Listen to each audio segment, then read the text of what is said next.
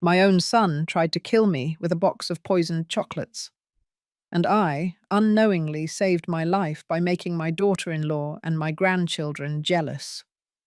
When he called me, asking if I had eaten the chocolates, I told him no, that I had given them to Laura and the kids.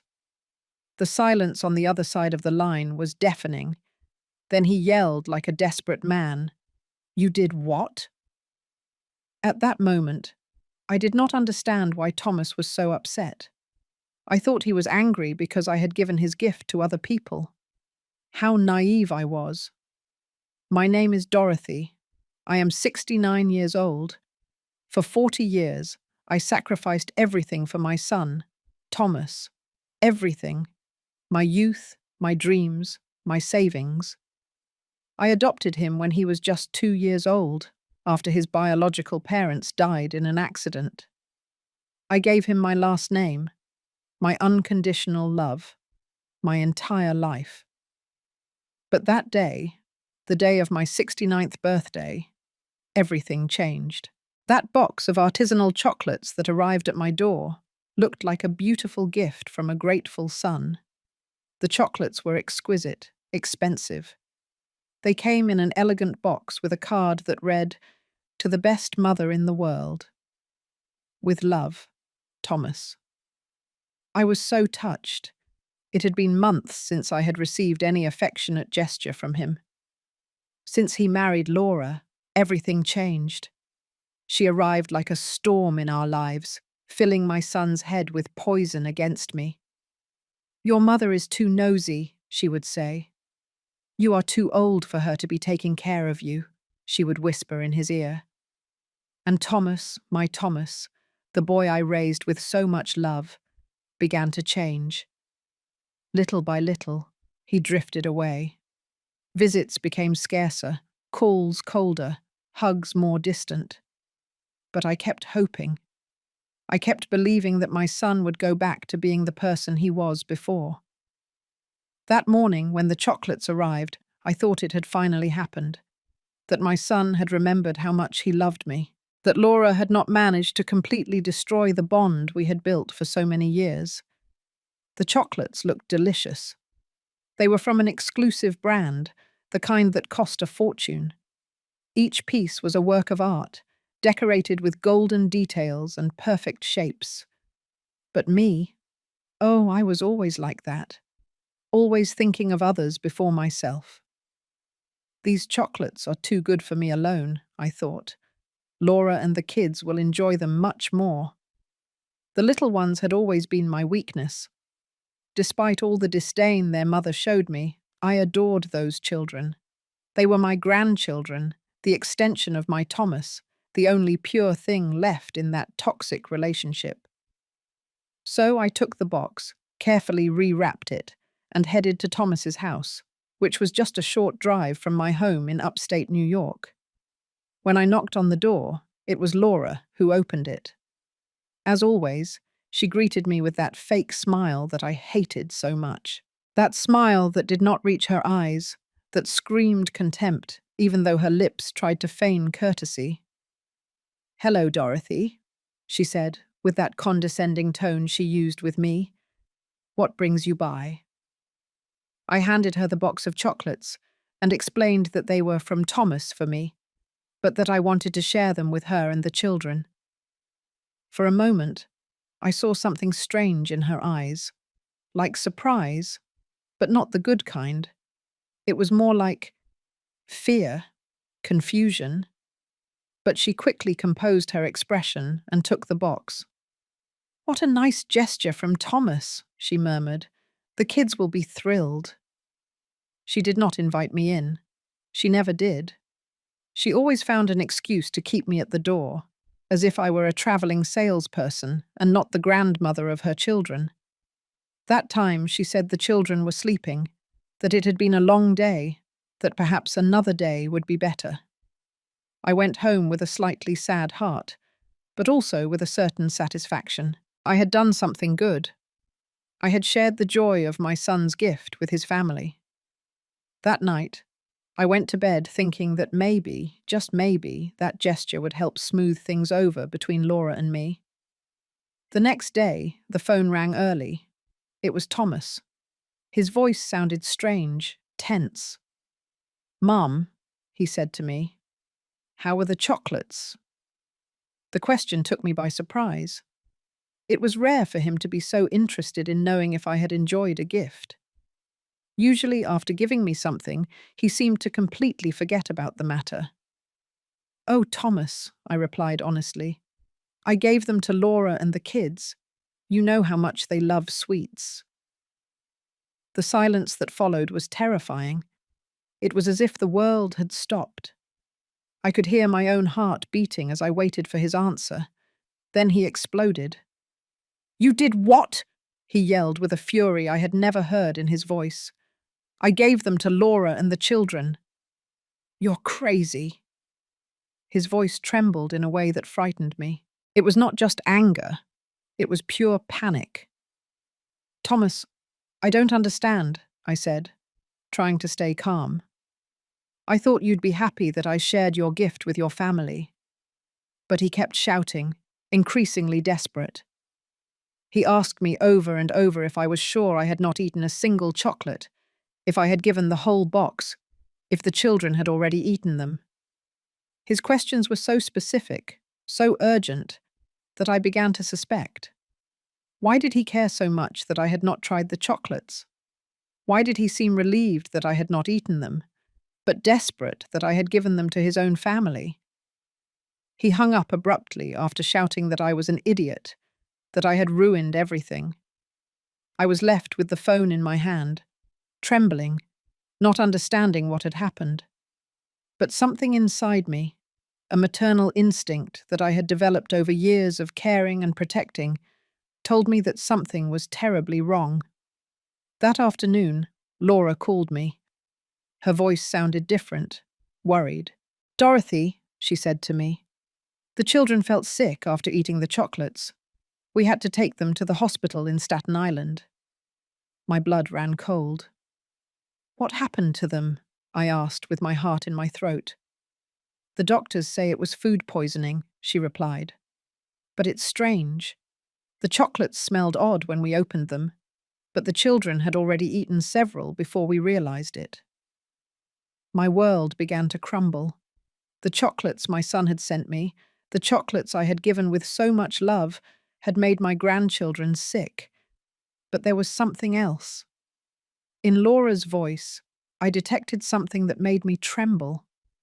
It was fear, yes, but also understanding. As if she had finally grasped something that had been happening right under her nose without realizing it. That night, I could not sleep. The pieces of the puzzle began to fit together in my mind with terrifying clarity. Thomas's reaction when he learned that I had given the chocolates away, his desperation at knowing that I had not eaten them, his relief mixed with panic, the specific questions about whether I had tried even a tiny piece.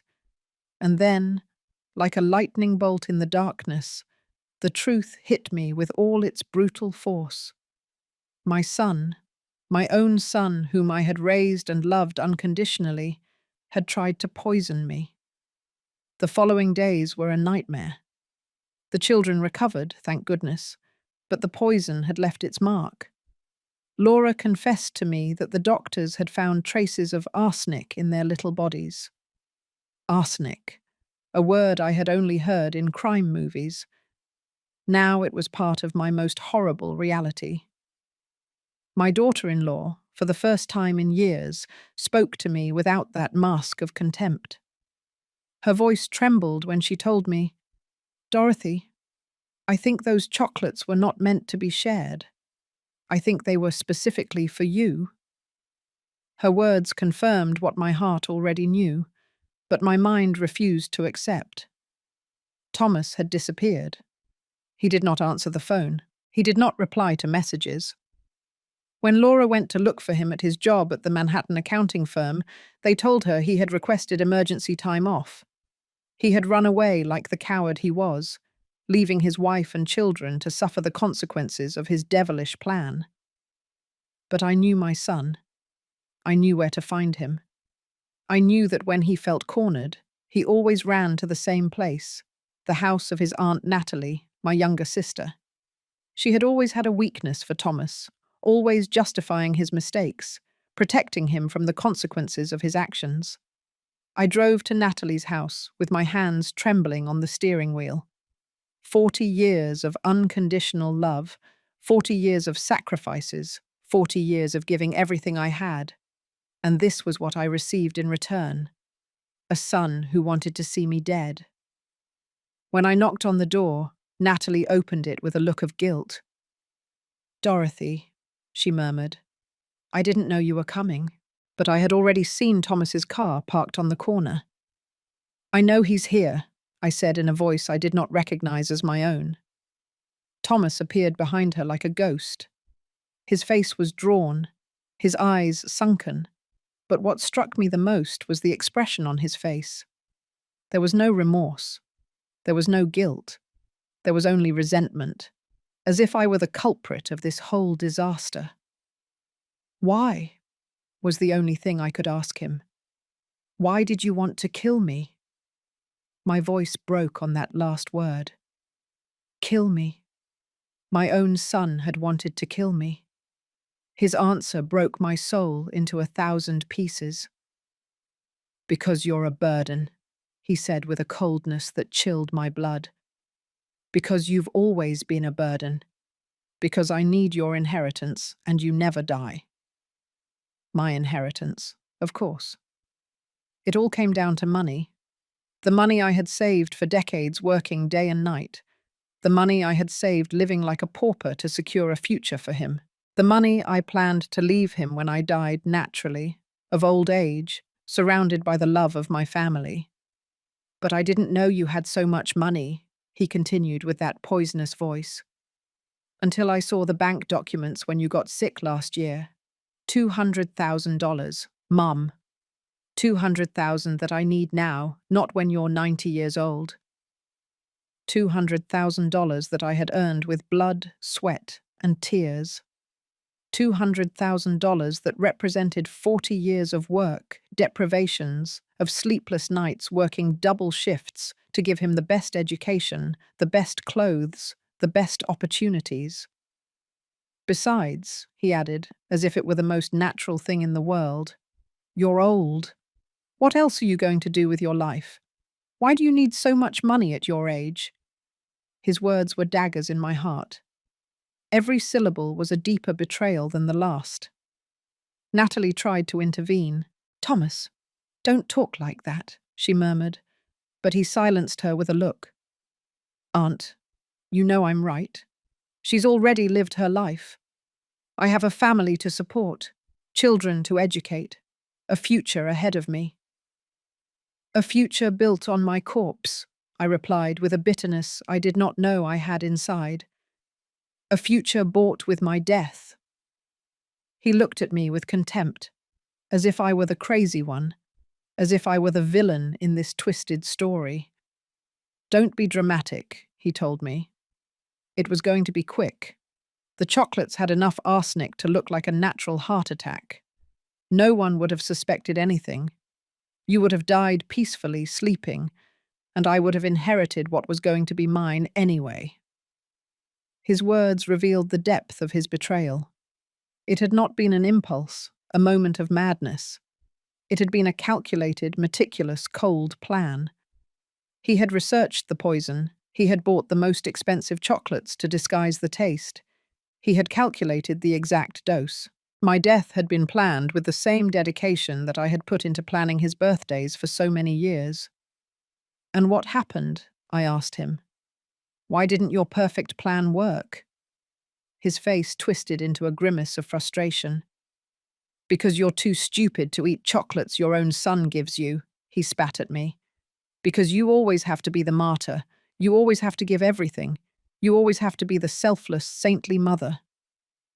The irony was suffocating. The very flaw he criticized in me, my tendency to give rather than receive, had been what saved my life. My instinct to share the gift with his children had destroyed his homicidal plan. "But the worst part," he continued with rising anger, "is that now Laura knows everything. The children were about to die because of you, because of your damn compulsion to share what does not belong to you. He blamed me. After trying to murder me, he blamed me for the poisoning of his own children. Laura had appeared in the doorway during our conversation. Her face was pale, her eyes full of tears. She had heard everything. The final confirmation that her husband had not only tried to kill his mother-in-law, but had been willing to sacrifice his own children in the process. "Thomas," she said with a broken voice, "how could you? How could you put our children in danger?" He turned to her with the same coldness he had shown me. "Because nothing was going to happen," he replied. "Because the poison was for her, not for you." "But you knew I always share everything with the children," Laura yelled. "You knew there was a chance they would eat those chocolates." Thomas shrugged as if he were talking about the weather. "It was a calculated risk," he muttered. "A calculated risk." The children I had helped raise, the children who filled my afternoons with joy when everything else had turned grey, had been a calculated risk for him in his plan to murder me. At that moment, I understood that the son I had raised, the boy I had adopted and loved as if he had come from my own body, had died a long time ago. The man in front of me was a stranger, a dangerous stranger who had been able to look me in the eye for years while planning my death. "It's over," I told him with a calm that surprised me. "Everything is over between us." He laughed, a bitter, cruel laugh. "What are you going to do, Mum? Call the police? Report your own son? You know you'll never do that. You're too weak. Too weak." For 40 years, I had been too weak to tell him no. Too weak to set limits. Too weak to see that my unconditional love had turned him into a monster. But that day, in that house, in front of the evidence of his absolute betrayal, something changed inside me. "You're right," I told him. "I've been too weak for too long, but that ends today." I turned and started walking toward the door. "Wait and see what a weak woman can do when she finally finds her strength." His screams followed me into the street. He yelled that I was an ingrate, that after everything he had done for me, I was abandoning him. Everything he had done for me. The height of cynicism. Trying to kill me was, in his twisted mind, something he had done for me. That night, in the solitude of my home, I cried as I had not cried in decades. I cried for the son I had lost, for the wasted years, for the betrayed love. But above all, I cried for the woman I had been, naive, permissive, blind to the evil that was growing before my eyes. When the tears stopped, I made a decision. Thomas was right about one thing. I was too weak. But that weak woman was dying that night.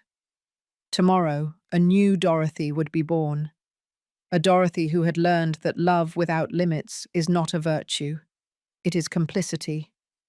A Dorothy who had discovered that sometimes, to protect yourself, you have to become what your enemies least expect. My phone rang.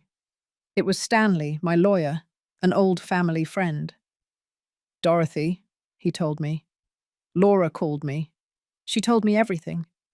Are you all right?" For the first time in days, I smiled. "I'm perfect, Stanley, and I have work for you." The transformation was not immediate, but it was total. Over the next few weeks, while Thomas believed he had emotionally destroyed me, I was building the foundations of my revenge. The first step was to move. I could not continue living in that house where I had raised a viper, where every corner reminded me of my naivety. Stanley helped me find an apartment in the most exclusive area of the city, Upper East Side. A penthouse with a panoramic view, which cost more in 1 month than Thomas earned in 3. When I signed the lease, I saw the surprise in the eyes of the real estate agent. A 69-year-old woman, modestly dressed, paying cash for a luxury apartment. "It's for my retirement," I told her with a smile. I decided it was time to give myself some treats. Retirement. What a liberating word. I was retiring from being a mother. I was retiring from being the victim. I was retiring from being the woman who gave everything and asked for nothing in return. The apartment was spectacular. Marble floors, floor-to-ceiling windows, a kitchen that looked like it was out of a magazine.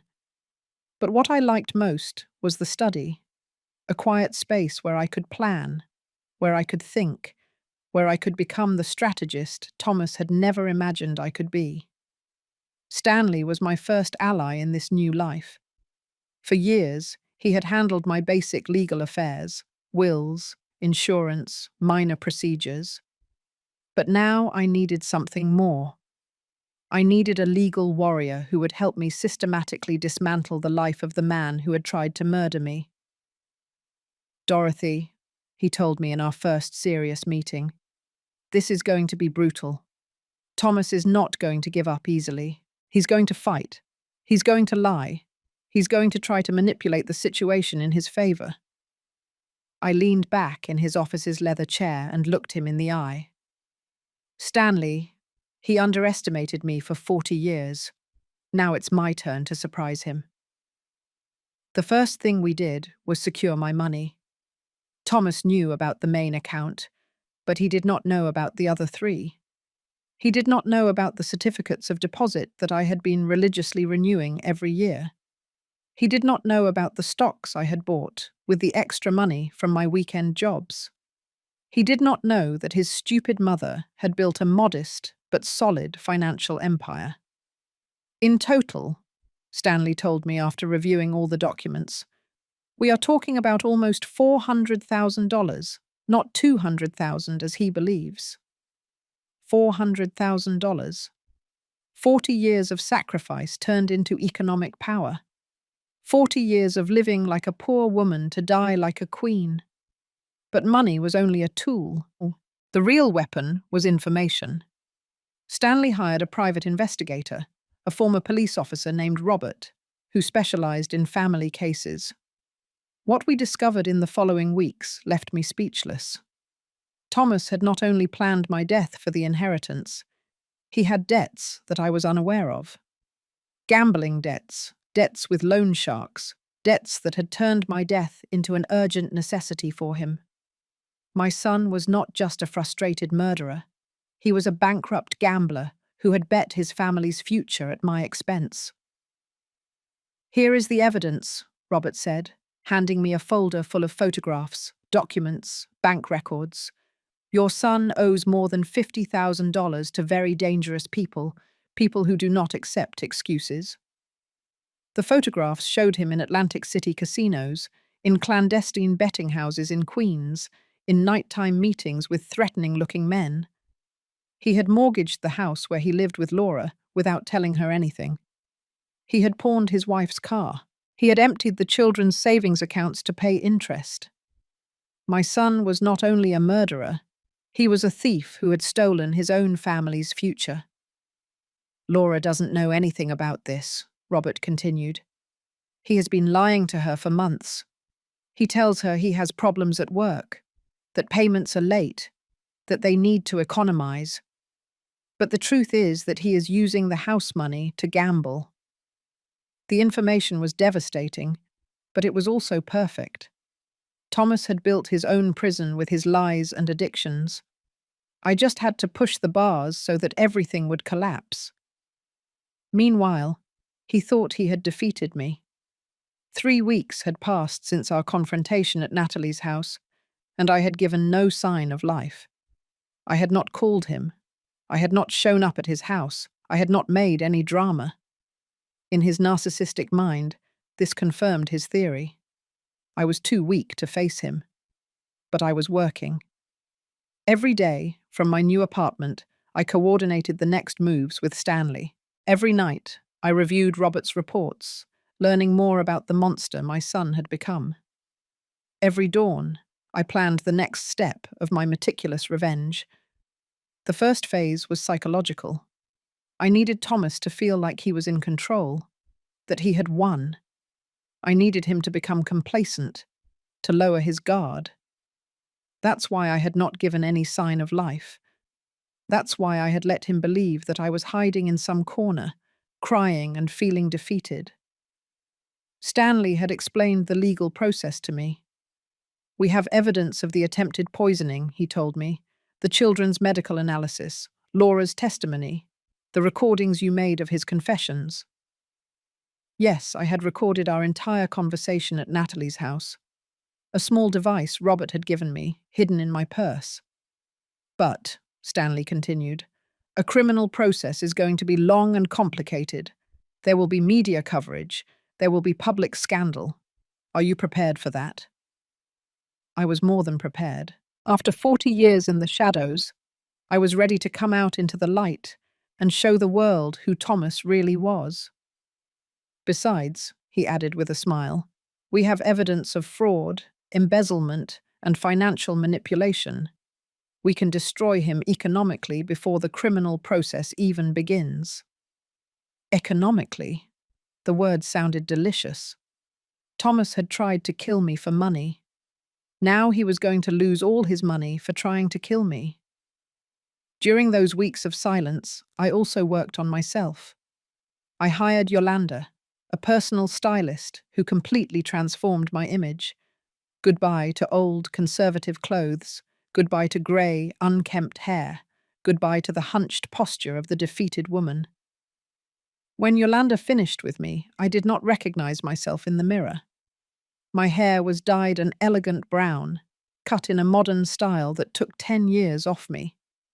My clothes were sophisticated but not ostentatious. Quality suits, designer shoes, discreet but expensive accessories.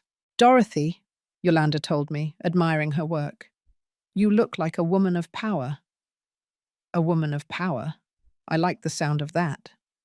For 40 years, I had been a woman of service, a woman of sacrifice, a woman of shadows.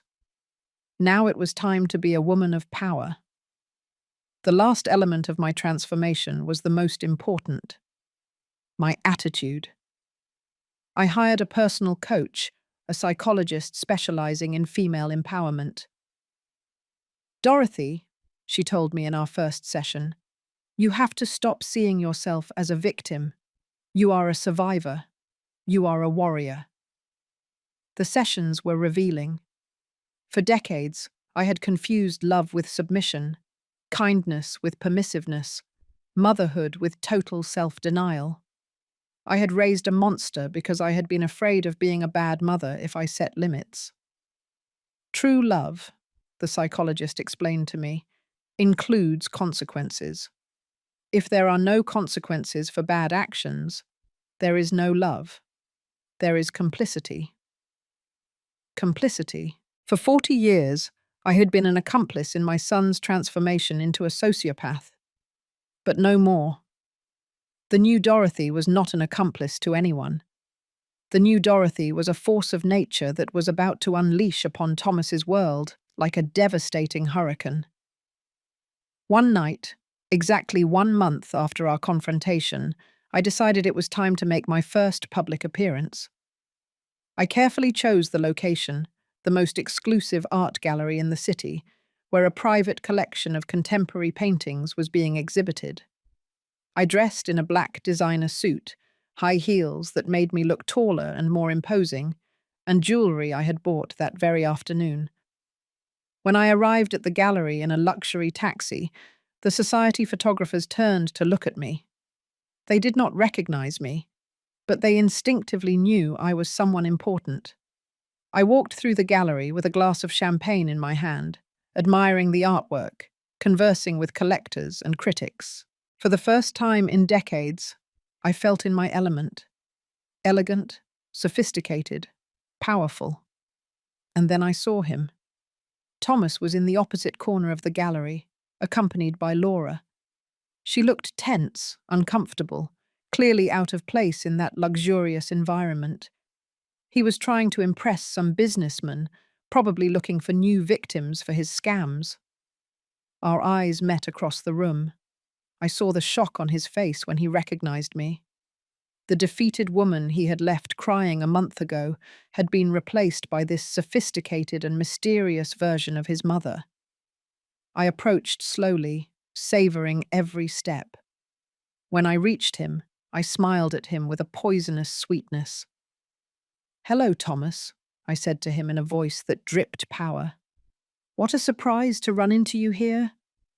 His face had turned pale. Laura looked at me with a mixture of admiration and confusion. The businessmen who were talking to Thomas turned toward me with curiosity. "Mum," he stammered, "what are you doing here?" His voice trembled slightly. For the first time in his life, my presence intimidated him. "I'm enjoying my retirement," I replied, taking a sip of champagne. I decided it was time to treat myself. The word retirement echoed in the air like a veiled threat. The businessmen looked at us with interest. It was obvious there was family tension, but it was also obvious that I was not the victim they had imagined. "Retirement?" one of them asked politely. "What are you retiring from, Ma'am?" "From being too generous," I replied without taking my eyes off Thomas. "Sometimes when you give too much, people get used to receiving. There comes a point where you have to stop giving and start collecting." "Collecting?" The word floated in the air like a promise of a storm. Thomas knew exactly what it meant. He knew his time of taking without giving had ended.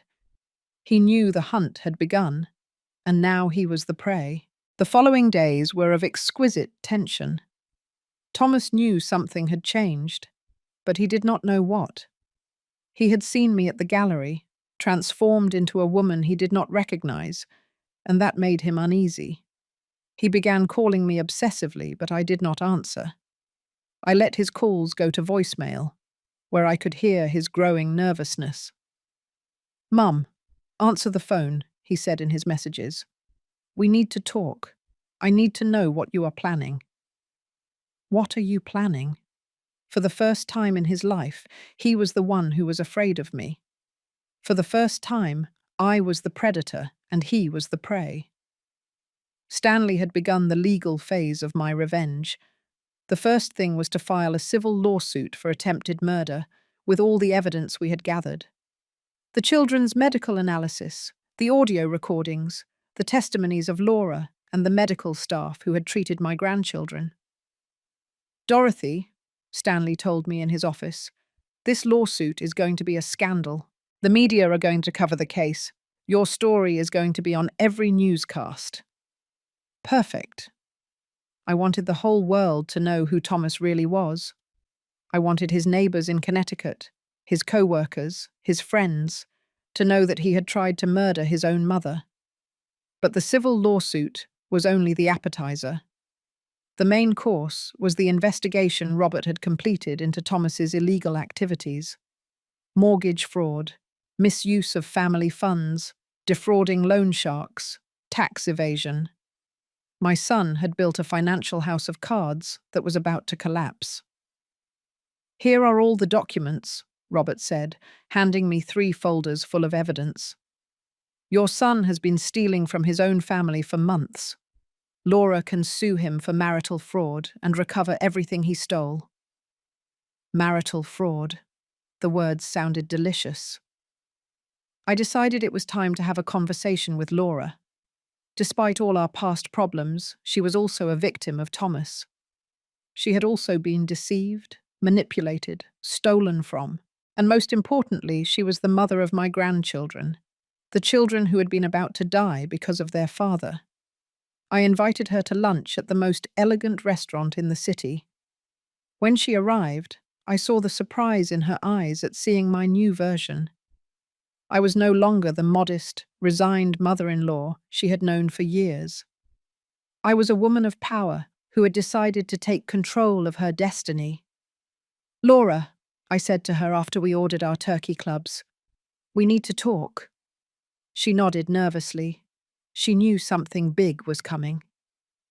"I know everything about Thomas's debts. I know about the gambling, about the loan sharks, about the mortgage he put on your house without your knowledge." Her face fell apart. How do you know that? She murmured. Because I hired investigators, I replied calmly. Because I decided to stop being the victim and become the hunter. I handed her one of the folders Robert had prepared. Everything is there. Documents, photographs, bank records. Laura reviewed the papers with tears in her eyes. Each page was a deeper betrayal. Her husband had not only tried to murder his mother-in-law, but had been systematically stealing his family's future to feed his gambling addiction. Dorothy, she said to me with a broken voice, I didn't know any of this. He told me there were problems at work, that we needed to economize. I never imagined that he was… Her voice was lost in sobs. That he was destroying our lives. Laura, I said, taking her hand, you are not to blame for anything. Thomas deceived both of us, but now we have the opportunity to get justice. I explained my plan. She could file a lawsuit for marital fraud, recover the house, protect the children's future. I would help her with the legal expenses. But, I added firmly, I need you to testify against Thomas. I need you to tell the whole truth about the chocolates, about his confession, about everything you have seen. She did not hesitate for a second. Of course, she told me. It is the least I can do after everything that has happened. While we were eating our mashed potatoes, Thomas arrived at the restaurant. It was no coincidence. He had been following her, worried about this meeting between his wife and his mother. When he saw us together, sharing documents, his face transformed into a mask of panic. He approached our table with agitated steps. What are you doing? He asked in a tense voice. What are you talking about? His desperation was palpable. He knew his world of lies was collapsing. We are talking about you, I replied with a cold smile. We are talking about your debts, your lies, about how you have been stealing from your own family. Thomas looked at the documents on the table, and his face completely collapsed. Laura, he pleaded with his wife, don't listen to this crazy old woman. She's trying to manipulate you, to separate us. Crazy old woman. Even in that moment of total panic, he could not stop insulting me. He was incapable of showing respect or remorse.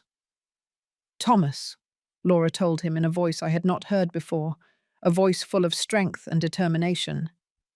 I know everything now. I know about the gambling, about the debts, about the mortgage. I know you have been lying for months. He tried to deny it, but she interrupted him. And I know you tried to kill your mother.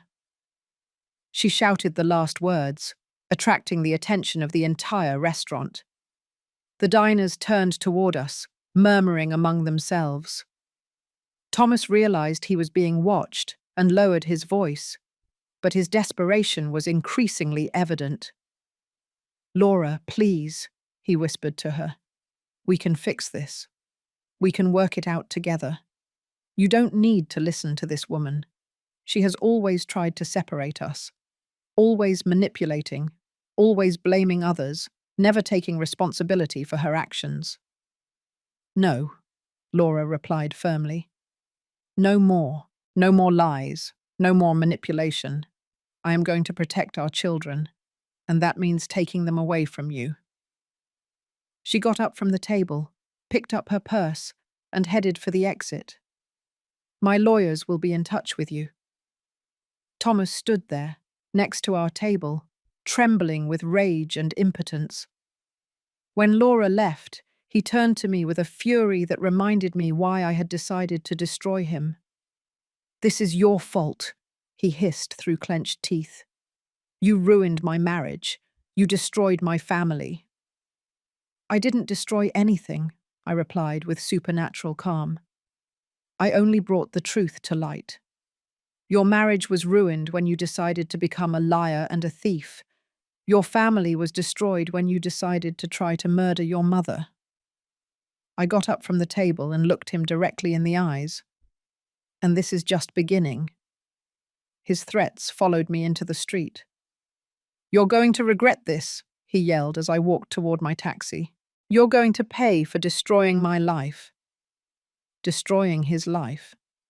He had tried to destroy mine literally, and now he complained because I was defending myself. That night, Stanley called me with news. "Dorothy, the lawsuit is already in process. The media have started calling. They want interviews. They want your side of the story." It was exactly what I had expected.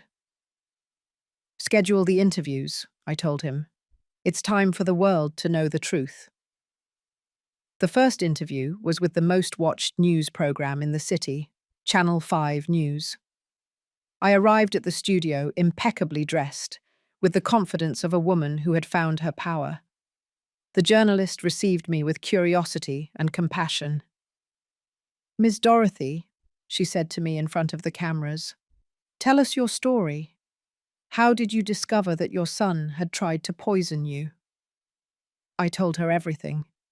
The chocolates, Thomas's reaction, the children's poisoning, his cold and calculated confession. I spoke calmly without dramatizing, letting the facts speak for themselves.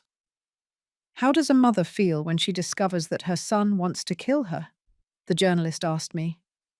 "She feels free," I replied. "She feels free from an illusion she had maintained for 40 years. She feels free to stop protecting someone who never protected her." The interview went viral. Within hours, my story was on all social media. The comments were overwhelmingly supportive. Hundreds of women wrote to me, telling me their own stories of ungrateful children, toxic families, unrequited love. But the most satisfying part was the comments about Thomas. His co-workers began to recognize him as the son who had tried to murder his mother. His neighbors began to look at him with contempt. His friends began to distance themselves from him. The scandal followed him everywhere. When he went to the supermarket, people pointed and whispered. When he arrived at work, his colleagues avoided him. When he left his house, he felt the judgmental looks of the entire neighborhood. But I knew this was only the beginning. Public humiliation was satisfying, but true justice was yet to come. The legal processes, the loss of his assets, the complete destruction of the life he had built on lies and betrayals. Thomas had underestimated the woman he had raised for 40 years. He had thought he could get rid of me like throwing away a piece of paper. Now he was discovering that he had awakened a monster much more powerful and ruthless than himself. The hunt had officially begun, and I was a predator who had waited 40 years to show her claws. The legal process advanced like an unstoppable avalanche. Stanley had filed all the lawsuits simultaneously: attempted murder, family fraud, aggravated fraud, and a civil lawsuit for emotional damages amounting to $500,000. Thomas woke up one Monday and discovered that his life had exploded into 1,000 pieces. His bank account was immediately frozen. The few savings he had left after his compulsive gambling were blocked, while the origin of the funds was investigated. His salary was garnished to ensure payment of the civil lawsuits. Overnight, he was left penniless.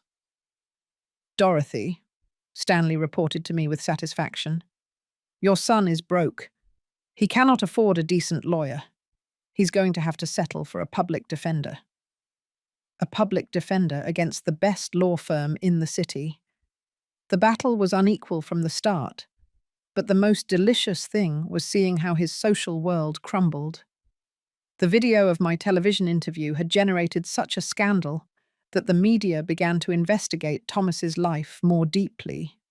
Soon his gambling debts, his scams against co-workers, and his systematic lies came to light.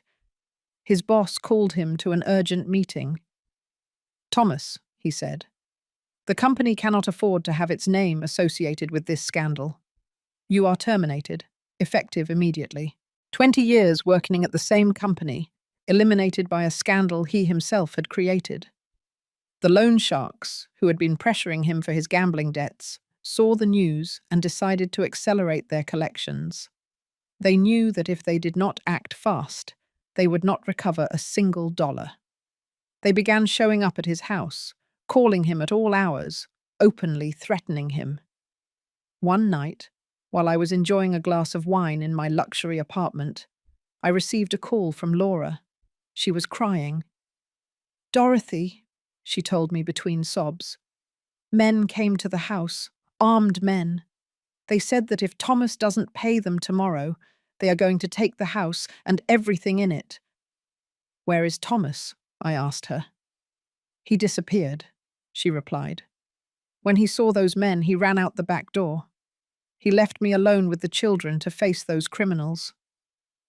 Cowardly until the end. When things got tough, he abandoned his family to save his own skin. "Laura," I told her firmly, "take the children and go to your mother's house tonight. Tomorrow morning, we are going to fix this." The time had come to show my next hand. The next morning, I arrived at Thomas's house, accompanied by Stanley and 2 bodyguards I had hired. The loan sharks were there, inspecting the property, calculating what they could take to cover the debt. When they saw me arrive, they approached with curiosity. "Ma'am," the leader of the group, a burly man with scars on his hands, said to me, "Are you related to Thomas?" "I am his mother," I replied with the same calm I would use to talk about the weather. "And I have a proposal." I pulled a signed check from my purse. "This is the exact amount my son owes you," I told them. $530,000. Take it and forget about him forever." The men looked at the check in surprise. They did not expect an elegant woman to show up with $500,000 in cash. "Why would you do this for him?" the leader asked me. "I am not doing it for him," I replied. "I am doing it for my daughter-in-law and my grandchildren. They are not to blame for living with a gambler." The man took the check, examined it carefully, and finally nodded. "Deal. Your son is debt-free with us." When they left, Laura came out of the house with tears in her eyes. "Dorothy," she said, "I cannot accept that you pay Thomas's debts." "I'm not paying them for him," I explained. "I'm paying them for you all, and it's not for free."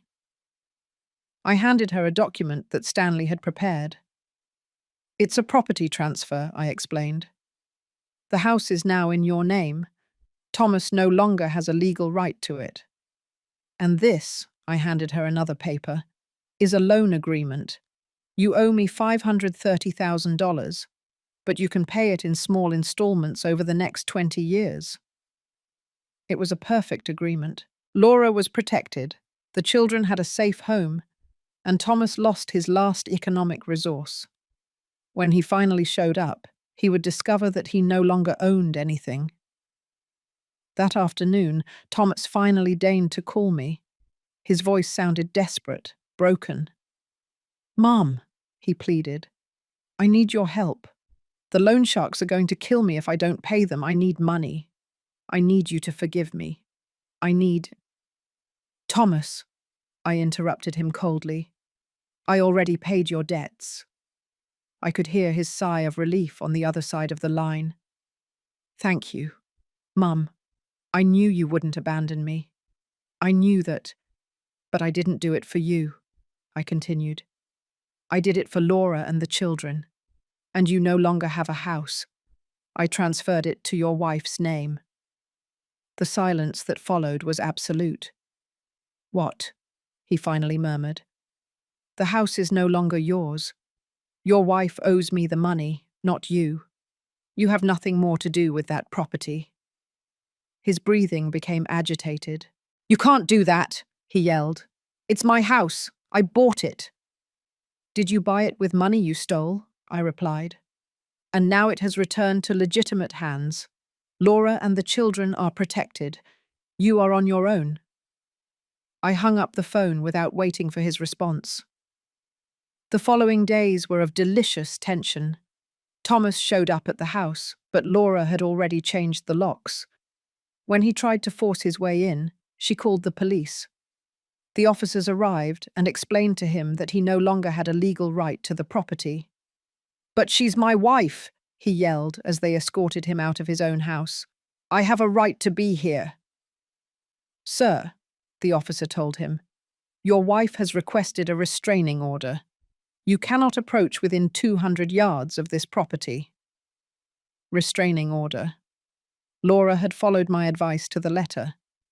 Now Thomas had not only lost his house, but legally could not go near his family. He was a complete pariah, rejected by society and abandoned by his own. Homeless, jobless, penniless, Thomas was forced to take refuge in cheap, run-down motels. But even that became unsustainable when the media began following him.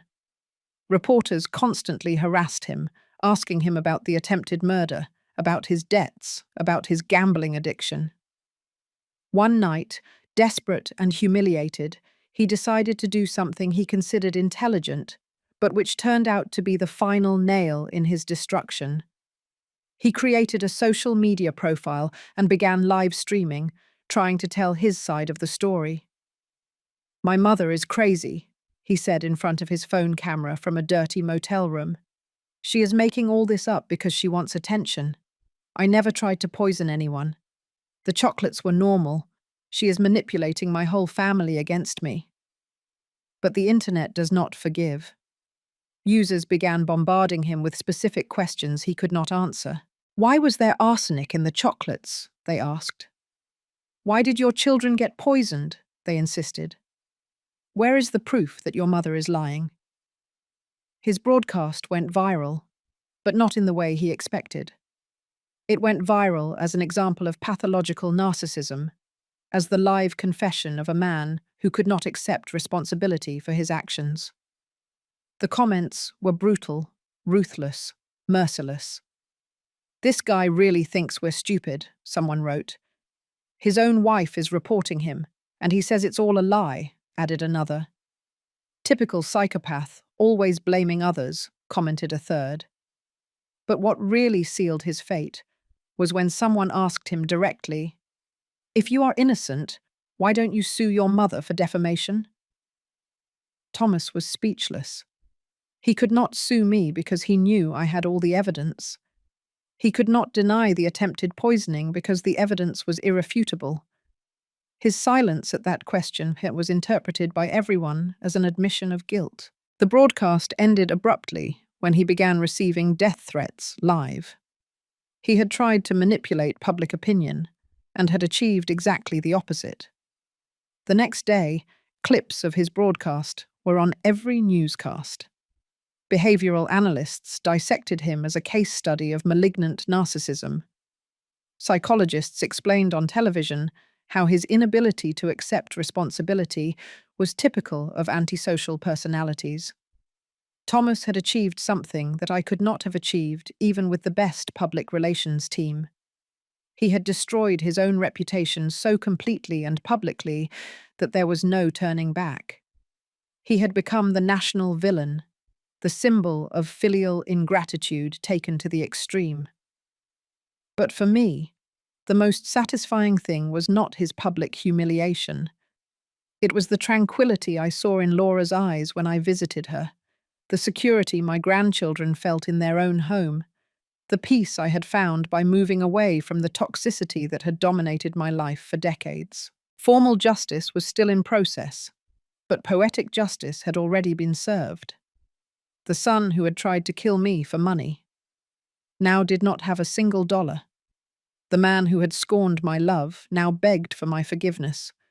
The manipulator had been exposed and rejected by everyone. And I, the victim who had spent 40 years in silence, had finally found my voice. The months that followed were of total transformation.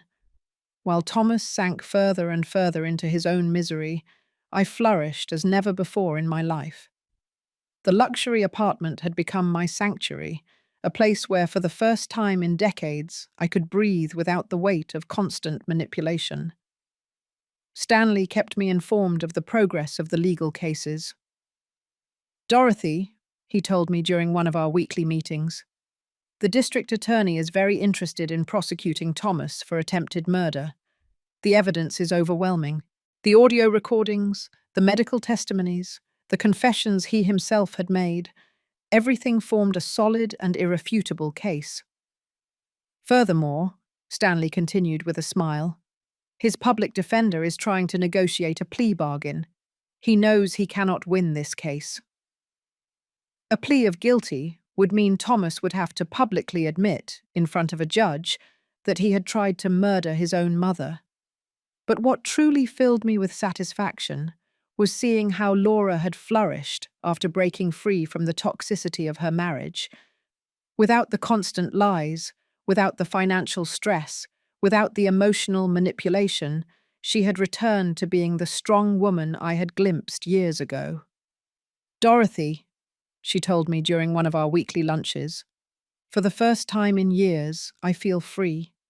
The children are happy, safe. They sleep peacefully for the first time in months. Seeing my grandchildren recover their innocence, seeing their sincere smiles, was worth more than any revenge I could plan." One afternoon, while enjoying a coffee on my apartment terrace, I received an unexpected call. It was Natalie, my sister. Her voice sounded embarrassed, guilty. "Dorothy," she told me, "I need to talk to you. I need to apologize." I decided to receive her at my house. When she arrived, the difference between us was abysmal. I looked elegant, serene, empowered. She looked consumed by guilt and shame.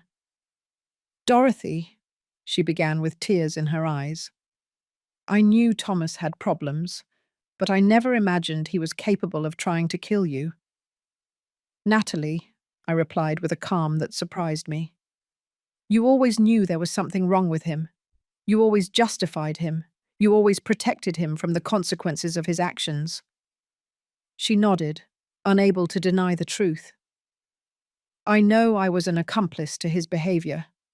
I know I failed you as a sister. What hurts me the most," she continued, "is that when he came to ask me for refuge after trying to poison you, I welcomed him into my house. I protected him, knowing what he had done." Her tears were genuine. Her repentance seemed real, but the damage was already done. "Natalie," I told her without cruelty, but with firmness, "for 40 years, you chose to protect a monster instead of protecting your sister. I cannot simply forget that because you feel guilty now." She left my house crying, but I felt at peace. I had set clear limits. I had expressed my truth without aggression, but without concessions. The criminal trial began 6 months after the attempted poisoning. The media covered every detail, every testimony, every piece of evidence presented. I testified with a serenity that impressed even the most experienced reporters. "Ms. Dorothy," the prosecutor asked me, "how did you feel when you discovered that your son had planned your death?" "I felt liberated," I replied, looking directly at Thomas in the dock. "Liberated from 40 years of manipulation, from 40 years of giving unconditional love to someone incapable of reciprocating it." Thomas looked haggard, aged, destroyed. His public defender had done what he could, but the evidence was irrefutable. The testimonies of Laura, of the doctors who treated the children, of the specialists who analyzed the chocolates, built a perfect case. When it came time for his testimony, Thomas attempted one last manipulation. "I loved my mother," he declared with false tears. "This is all a terrible misunderstanding. I never wanted to hurt anyone." But his own recordings betrayed him.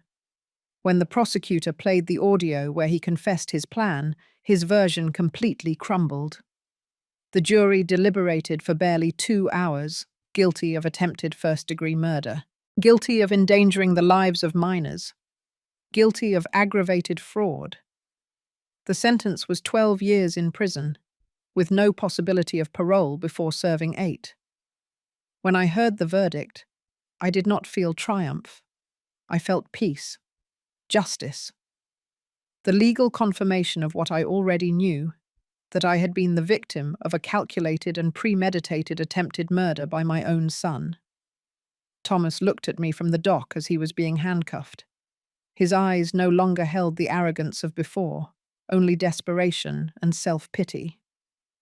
"Mum," he yelled as they took him away. "You're still my mother. You can't abandon me like this." But I remained motionless, serene, watching him move away toward his inevitable destiny. The civil cases were quickly resolved after the criminal conviction. The lawsuit for emotional damages resulted in a compensation of $300,000, which Thomas, of course, could not pay from prison. But the symbolism was important. The legal system had officially recognized the harm he had caused me. Laura obtained a divorce and full custody of the children. Thomas lost all his parental rights after being found guilty of endangering their lives. My grandchildren were finally legally protected from their father's toxic influence. One afternoon, while organizing my new legal documents, I found a letter I had written but never sent years ago. It was a letter of thanks to Thomas for being the best son in the world. I read it and could not help but laugh bitterly. How blind I had been. How naive. How completely disconnected from reality. I decided to write a new letter, but this time for myself. "Dear Dorothy," I wrote, "for 40 years, you confused love with complicity. You confused kindness with permissiveness. You confused sacrifice with virtue. Today, I celebrate that you have finally learned the difference. On the day I turned 70, I hosted a small celebration in my apartment. I invited Laura and the children, Stanley and his wife, Yolanda, my stylist, Robert, the investigator. People who had helped me rebuild my life, who had supported me in my transformation.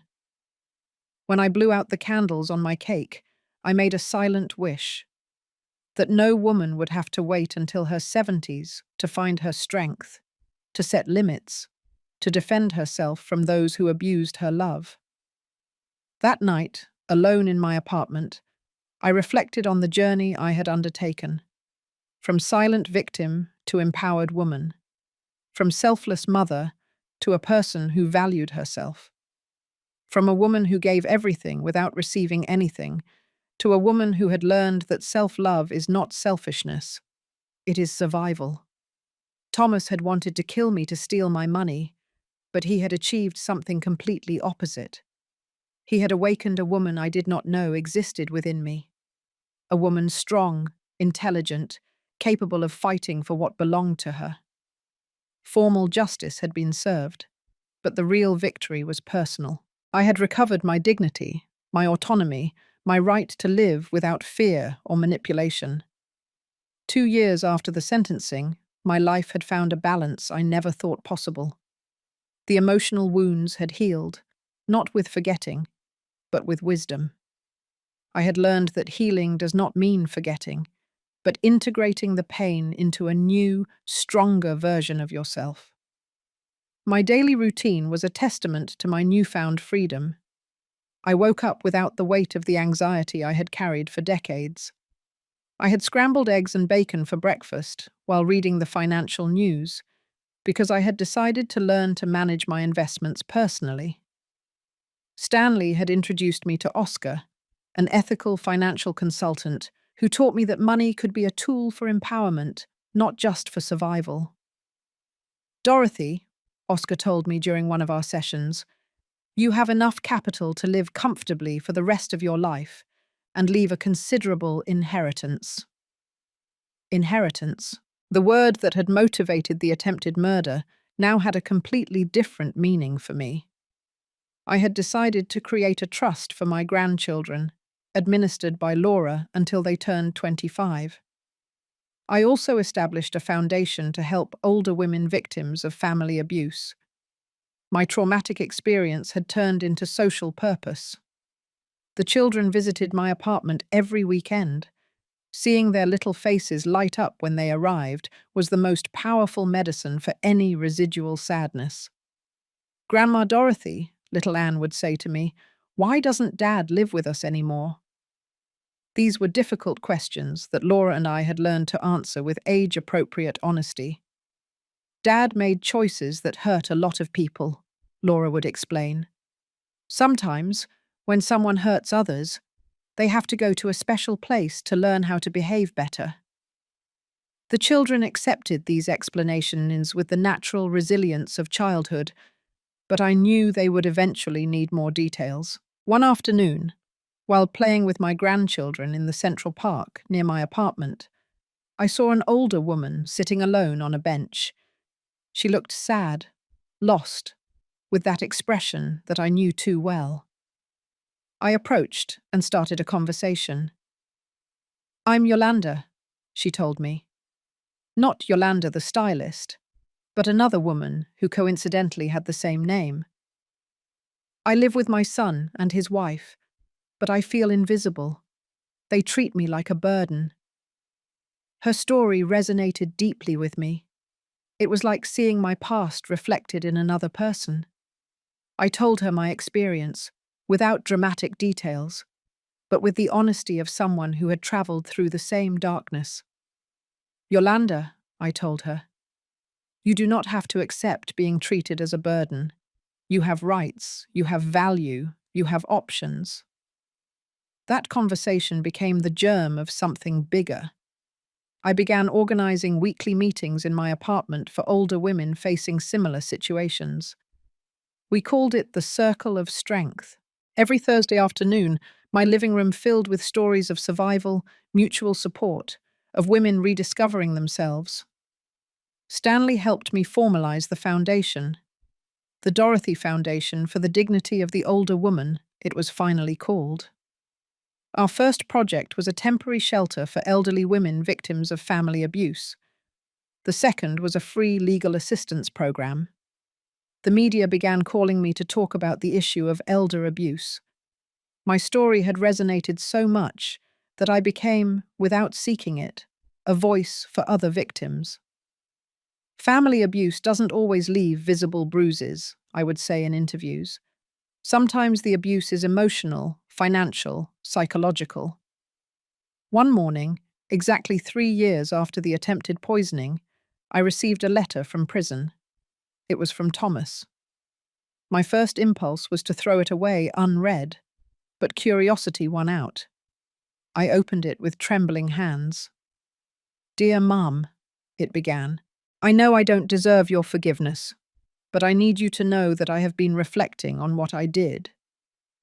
The letter continued with what seemed like genuine apologies, expressions of remorse, promises of change, but there was something in the tone that felt familiar. Subtle manipulation, the attempt to elicit pity. "I've been going to psychological therapy," he wrote. "The psychologist says I have deep issues that come from my early abandonment, from the death of my biological parents." Even from prison, he continued to blame others for his decisions. He was still incapable of assuming full responsibility. "Please, Mum," the letter ended. "Give me a chance to repair the damage I caused. Agree to visit me. I need to see you. I need your forgiveness to be able to heal. I need, I need, I need." It had always been about what he needed, never about what I needed or deserved. I showed the letter to my psychologist, the doctor who had helped me through my healing process. "Dorothy," she told me after reading it, "how do you feel reading this?" "I feel sorry," I replied. "But not for him. I feel sorry because after 3 years in prison, he still doesn't truly understand what he did." "Are you going to answer him?" she asked. "Are you going to visit him?" I reflected for days on that question. Part of me, the mother I had been for 40 years, felt the obligation to respond. But the new woman who had emerged from the ashes knew that my healing did not depend on forgiving the person who had tried to kill me. I finally decided to write a response, but not the one he expected. "Thomas," I wrote, "I received your letter. I am glad to know that you are reflecting on your actions. However, my healing process does not require seeing you or forgiving you. I have learned that forgiveness is for the benefit of the one who forgives, not the one who asks for it. I have built a fulfilling life without you, my letter continued. I have found peace, purpose, and happiness. Your absence is not an emptiness in my life. It is a space filled with tranquility. I hope you find your own redemption, but my path to healing no longer includes trying to save you from the consequences of your decisions. I signed the letter simply as Dorothy, not as Mum. That title had been revoked the day he decided to become my potential killer. I sent the letter and felt a profound release. I had definitively closed the last chapter of that toxic relationship. Laura had also rebuilt her life. She had started studying psychology, inspired by our experience. I want to help other families identify signs of manipulation before it's too late, she told me. Her transformation from silent victim to active advocate was inspiring. The children were growing up healthy and safe. They occasionally asked about their father, but without the anguish they had shown during the years of family toxicity. Emotional stability had replaced the constant chaos that had marked their early years. One afternoon, while reviewing the Foundation's reports, I realized something extraordinary. In 2 years, we had helped more than 200 older women escape abusive situations. Some had recovered properties stolen by manipulative children. Others had found the courage to report abuse. All had rediscovered their dignity. My personal story of survival had become a beacon of hope for other women. The attempted murder that had sought to silence me forever had ended up amplifying my voice beyond what I had ever imagined. That night, as I gazed at the city from my terrace, I reflected on the perfect irony of my situation. Thomas had wanted to kill me to steal my inheritance, but he had managed for me to build a much more valuable legacy, a foundation that would last beyond my death, helping generations of women find their strength. The woman I had been for 70 years had symbolically died on the day of the poisoned chocolates. The woman who had been born from those ashes was stronger, wiser, more complete. I had learned that sometimes, to find the light, you have to go through the deepest darkness. My revenge had been complete, but not because of Thomas's destruction, but because of my own reconstruction. The best revenge had turned out to be living fully, without fear, without guilt, without the shadow of manipulation darkening my days. 5 years after the sentencing, my life had reached a fullness I never thought possible. The foundation had grown exponentially, with offices in 3 states and a team of 20 dedicated professionals. We had helped more than 500 women regain their dignity and autonomy. One morning, Stanley called me with unexpected news. "Dorothy," he told me with a grave voice, "Thomas is applying for parole. He has served 5 years of his sentence, and his lawyer argues good behavior." My heart momentarily sped up, but the anxiety lasted only seconds. I was no longer the vulnerable woman I had been. "What does that mean for us?" I asked calmly. "It means there will be a hearing," Stanley explained. "The judge will review his case. He will hear testimonies for and against his release. You have the right to testify." I decided it was time to face Thomas one last time, but from a position of absolute power. For 5 years, I had built a new identity, a new life, a new purpose. He had remained stagnant in a cell, paying for his crimes. The hearing was scheduled for a Tuesday morning. I arrived at the courthouse accompanied by Laura, who was now a licensed psychologist and the associate director of my foundation. We dressed professionally, projecting the image of the successful women we had managed to become.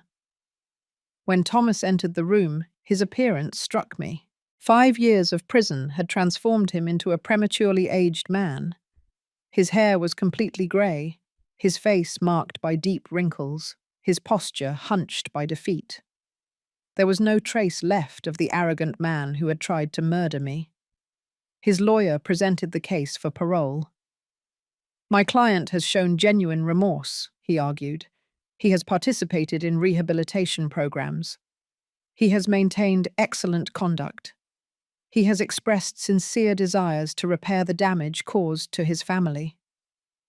When it was my turn to testify, I rose with the serenity of someone who has found inner peace. "Your Honor," I began, "for 5 years, I have observed the consequences of the defendant's actions, not only in my life, but in the lives of his children, who have thrived in an environment free from his toxic influence." I looked directly at Thomas as I spoke. "I have built a foundation that has helped 500 women victims of family abuse. Every one of those stories reminds me why it is important for actions to have real and lasting consequences." "Mr. Thomas not only attempted to murder me," I continued firmly. "He endangered the lives of his own children. He stole from his family. He lied systematically for years. His early release would send a dangerous message that repentance after being caught can erase the severity of trying to murder your own mother." The judge listened intently, taking notes. When Thomas had the opportunity to speak, he addressed me directly. "Mum," he said with a broken voice, "I know I don't deserve your forgiveness, but I have changed. I have understood the damage I caused. I have spent 5 years reflecting on my mistakes." His words sounded rehearsed, calculated to generate compassion, but they no longer had power over me. "Thomas," I replied calmly, "you lost the right to call me mother the day you decided to become my potential killer. 5 years in prison do not erase 40 years of manipulation or the trauma of discovering that your own son wanted to see you dead." Laura's testimony was devastating for his chances. As a professional psychologist, she explained to the judge the patterns of narcissistic and manipulative behavior she had observed for years. "The children have prospered without their father's presence," she declared. "They have developed emotional stability, security, confidence. His release would represent a setback in their psychological development." The prosecutor presented evidence that Thomas had attempted to contact loan sharks from prison, suggesting that his gambling addiction problems persisted. He had also received money from unidentified sources in his commissary account, suggesting continuous links to questionable activities. After 2 hours of deliberation, the judge announced his decision. "Parole request denied," he declared. "The defendant will serve his full sentence. The premeditated nature of his crimes, combined with the pattern of manipulative behavior and the lack of genuine remorse, make his early release inappropriate." Thomas slumped in his chair. His 5 years of good behavior and mandatory therapy had not been enough to convince the legal system that he had truly changed. He would have to serve 7 more years before being eligible for parole again. When we left the courthouse, I felt a deep but tranquil satisfaction. It was not vengeful triumph, but the confirmation that justice had prevailed. Thomas would pay fully for his crimes, while I continued to build a legacy of hope and empowerment. That afternoon, during the weekly meeting of our Circle of Strength, I shared the experience with the women of the group. "Today I faced my aggressor once more," I told them, "but no longer from fear or vulnerability. I faced him from the power I have built during these years." Yolanda, the woman I had met in the park years ago, and who now coordinated one of our programs, raised her hand. "Dorothy," she said, "your story has taught us that it is never too late to reclaim our dignity. At 70, you found your strength. I found mine at 65. That night, alone in my apartment, I wrote in my diary, "Today I definitively closed the darkest chapter of my life. Thomas will remain in prison 7 more years, but I no longer live in the emotional prison he built for me. I am free. I am powerful. I am whole. Looking out the window at the illuminated city, I reflected on the path traveled, from silent victim to advocate for other victims, from invisible woman to recognized community leader, from selfless mother to a woman who had learned that self-love is not selfishness, it is survival. The transformation had been painful, but necessary. Like a butterfly that must destroy its cocoon to fly, I had to destroy the permissive version of myself to become the strong woman I always had the potential to be.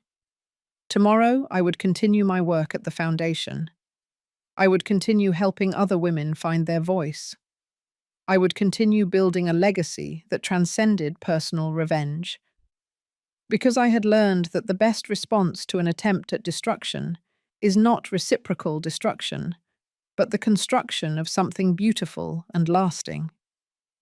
Thomas had wanted to eliminate me to steal my monetary inheritance. He had achieved exactly the opposite. He had awakened a much more valuable inheritance in the form of strength, wisdom, and purpose that I now shared with hundreds of women. Justice does not always come fast, but when it comes, it is complete and definitive. 10 years had passed since the day that changed my destiny forever. Now, at 79, I contemplated my life with a deep satisfaction I never thought possible. The Dorothy Foundation had grown to become a recognized national institution, with shelters in 8 cities and a legal assistance program that had helped more than 2,000 women. My grandchildren, now teenagers, visited every weekend. Anne was 16 and had decided to study law, inspired by our family history. "Grandma," she told me during one of our conversations, "I want to be like you. I want to defend people who cannot defend themselves." Her younger brother, Charles, who was 14, showed an extraordinary emotional maturity for his age. Laura had become a nationally recognized psychologist, specializing in family trauma and elder abuse. We had written a book together titled "It's Never Too Late: Finding Your Strength After 70, which had become a bestseller and been translated into several languages. One spring morning, while reviewing correspondence in my foundation office, I received a call that transported me to the past. It was the warden of the prison where Thomas was serving his sentence. "Ms. Dorothy," he told me with a grave voice, "I have to inform you that your son passed away last night." The news impacted me, but not as I had expected. I did not feel maternal pain or devastating loss. I felt a strange mixture of sadness for what could have been, and relief for the definitive closing of that chapter. "What happened?" I asked with professional calm. "It was a sudden heart attack," the warden explained. "The doctors say he had developed severe heart problems, probably related to stress and depression. He died sleeping, without pain." The irony was absolute. He had planned my death by heart attack with poisoned chocolates, and he had finally died of a real heart attack. "He left a letter addressed to you," the warden continued. "He wishes for us to send it to you." After a moment of reflection, I agreed to receive it. I needed to know his last words, not out of nostalgia, but to completely close this cycle of my life. The letter arrived 2 days later. I opened it with steady hands, without trembling or anxiety. "Dear Mum," it began in shaky handwriting, "I write this knowing that I will probably die in this prison. For 10 years, I have reflected on what I did, on the monster I became. I understand now that there is no possible forgiveness for trying to murder the woman who gave me everything," it continued. "I do not seek your compassion or your absolution. I just want you to know that my last conscious thought was of genuine regret for having failed you so profoundly. I have followed your work with the foundation from here," he wrote. "The other inmates show me newspaper articles about your achievements. It fills me with a strange mixture of pride and shame. Pride because you are extraordinary. Shame because I almost destroyed someone so valuable. The letter ended with words that surprised me with their apparent sincerity. I die knowing that the world is a better place because you survived and prospered. I hope my death brings you the final peace you deserve. With love and eternal remorse, Thomas. After reading the letter, I put it away in my desk. I did not feel the need to cry or to forgive posthumously. I simply felt that a very long and painful book had finally reached its last page. The funeral was a small, private ceremony. Laura, the children, Stanley, and I attended. There were no emotional or nostalgic speeches. It was a sober farewell to someone who had chosen the path of destruction and had paid the full consequences. Anne, with the wisdom of her 16 years, approached me after the service.